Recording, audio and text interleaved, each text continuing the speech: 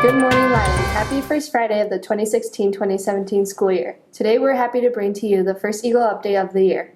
To start off our school year, we have information about the new Leyden Pride shirts, tales of interesting summer experiences, and an exploration of policy changes at Leyden. At the end of last year, students were able to vote on a new piece of spiritwear.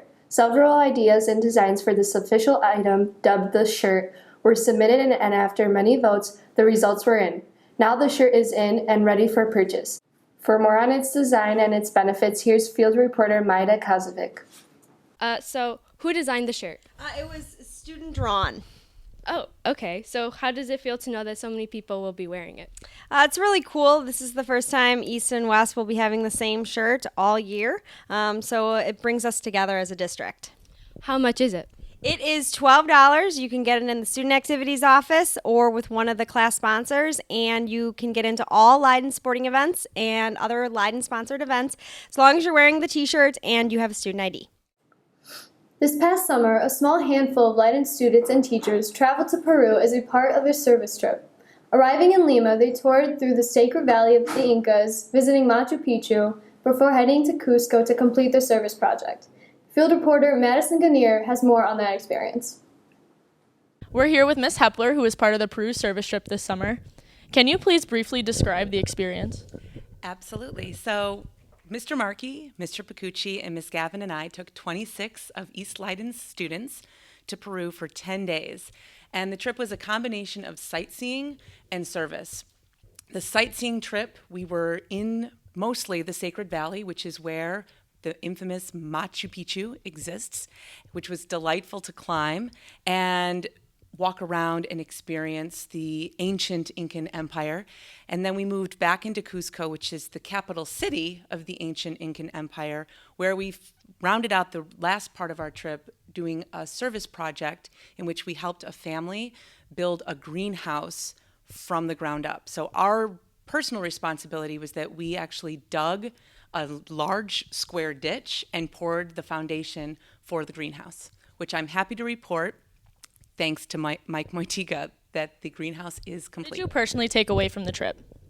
Well, I love to travel, and so the idea of traveling to South America was absolutely phenomenal, but I had no idea what was in store for the beauty of not only the landscape, but also the people. And watching our students engage and interact with a culture that is so incredibly distinct from our own was one of the most rewarding experiences for me. That's awesome. After observing the students, why do you think this was a good investment? Well, like I said, the students were confronted with a world that was very different from one that they know here in America. For example, the poverty that we saw was unlike anything that you would see here in the streets of Chicago. And so to watch the students grapple with that particular understanding of the world, I think is really important for all students to experience in order to become better global citizens. And the interaction that the students had with people that were different from them was really important, I think, for students to sort of become a little bit more introspective, to figure out what their purpose is for life. You know, many of the students on our trip really began to think deeply about where their life's direction is going after having an experience like this. So it was all around a fantastic time. It sounds like an amazing opportunity. Do you have any final comments or remarks? Aini. Back to you, Rachel and Maida. Changes to a number of policies greeted students as they returned to school this year. Emails and intercom messages have alerted students to new hallway and tardy policies. Getting the reasoning behind these big changes is field reporter Jamie Nazario. Ladies and gentlemen, please welcome my guest at this time, Dean Grosh. Can I get some of your thoughts on why was this policy implemented this year? It's not necessarily new because we were doing it last year. Mr. Byrne and I started it last year. That once you reach a certain threshold, that penalties start to take place. And that threshold is 9 cumulative tardies. So on your 9th tardy, not to one class, cumulative. So you could actually get there in one day if you're not on time.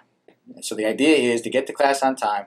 Once you reach 9 per semester, at the semester your tardies start fresh. You're back to number 0. But the idea is 9 cumulative tardies gets you a BIC, and then every third tardy after that is another BIC.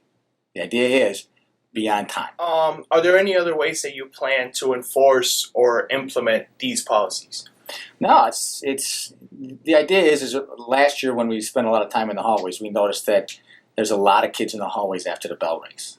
And what we're trying to do is get kids to understand that we're developing, in addition to learning science and math and language and all the other important things that are going on here, we're trying to teach kids life skills. And if you're tardy 9 times to a job, if I'm late to work 9 times, I'm going to hear about it. There's going to be a penalty for me. I've been here for a long time, and I think I've been late to school maybe twice during a snowstorm. Okay, the idea is, when you get out of here, when you get to college, or when you get into the world of work, when you get out into the world, your employers and colleges and universities, wherever you're at, they're going to expect you to be on time. It's part of life, and we're starting to teach those life skills as well. Okay. Thank you very much, Dean Grosh. I appreciate your time. Welcome back. Have a great school year, everybody. And now for our first homeroom giveaway. The giant foam finger, please.